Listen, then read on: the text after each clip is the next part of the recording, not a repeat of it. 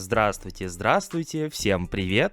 Как бы мне не хотелось вам рассказать про контент в eFootball, рассказывать особо-то и нечего. Ну хотя как, очередное оперативное обновление некоторых паков, но по большей части по сравнению с прошлой неделей особо ничего не изменилось. Во всяком случае, давайте обсудим новые паки, которые появились в игре, обсудим новый навык, который добавили для игроков, и обсудим контент на предстоящую неделю.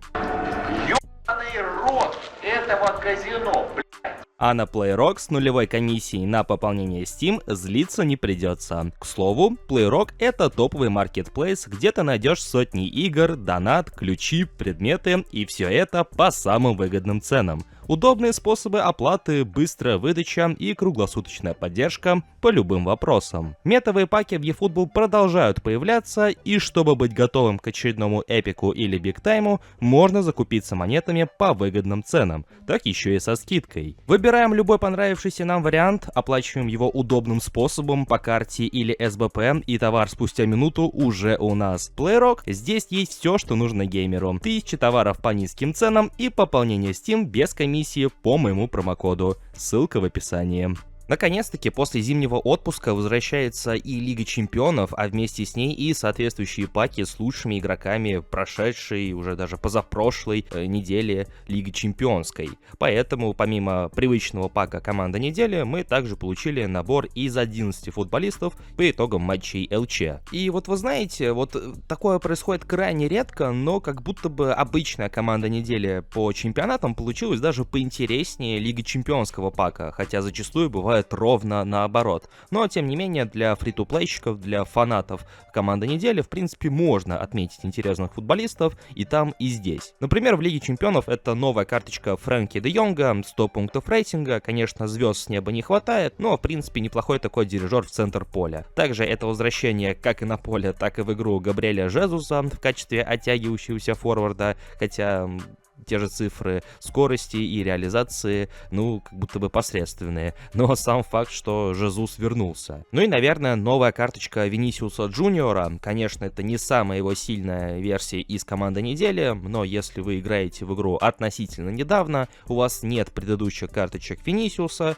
в принципе, это хорошая возможность, чтобы им в своем составе обзавестись. Тогда как команда недели по чемпионатам выглядит лично для меня поинтереснее, потому что тут и в целом цифры неплохие собраны, так и сами модельки, которые представлены в этой команде недели. Например, Матеуш Кунья, который был представлен в качестве центрального нападающего со стилем оттягивающийся форвард, и у него доступно аж целых 5 позиций. Выглядит интересно, скорость у него есть, сила удара есть, реализация неплохая, присутствует устойчивость, даже какая-то прыгучесть и присутствуют даже пасы, то есть почти все аспекты игры у него так или иначе, но присутствуют. Это также, неплохой охотник за голами в лице Омара Мармуша. В принципе, цифры скорости ускорения и силы удара у него такие самые выделяющиеся. Это новая карточка Эндрика, который разрывает Лигу 1. Цифры уже чуть-чуть поскромнее, но в принципе тоже неплохие. Плюс сама по себе моделька у него тоже интересная. Эстевао тоже с неплохой моделькой. Ну и, конечно же, звездочка этого пака — это Ламин Ямаль.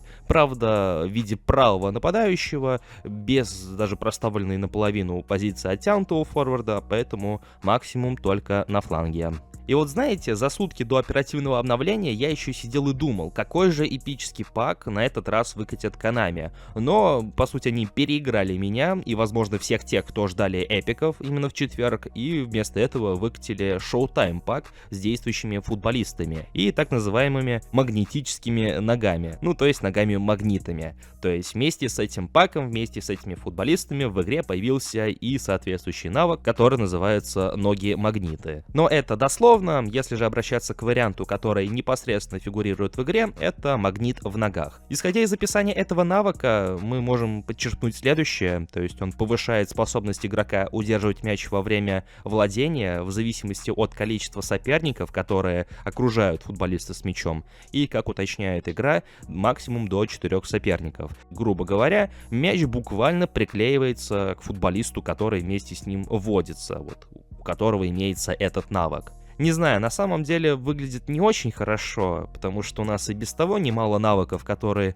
немножко, так сказать, руинят игровой процесс. В виде тех же самых соколов, которые летят с какой-то сумасшедшей траекторией, и скоординированные удары, которые позволяют, стоя спиной, бить поворотом, и так далее, так далее, так далее. И вот ко всему этому еще прибавляется вот навык, который буквально примагничивает мяч к ногам. Сам же пак неплохой, в принципе, исполнители подобраны интересные. Я бы с удовольствием забрал Беллингема, если бы не так давно не обзавелся двумя другими сливочными полузащитниками в лице Макелеле и Зейдорфа. Также многими используемый из той же самой команды недели Педри, только уже в виде Showtime версии, ну и Изе. Лично его карточка мне зашла меньше всего, когда я пробовал его из команды недели, но может быть у него также имеются свои фанаты. Ну и пак на понедельник. Лично для меня это полный скип, хотя футболисты представлены далеко не самые последние, в принципе, как и модельки, достаточно метовые, потому что в понедельник мы увидим дебютанта, одного из ранее анонсируемых легендарных игроков в лице Рикардо Фьерри, и вместе с ним будут Лилиан Тюрам и Андреа Пирло. Двое последних — это прям вот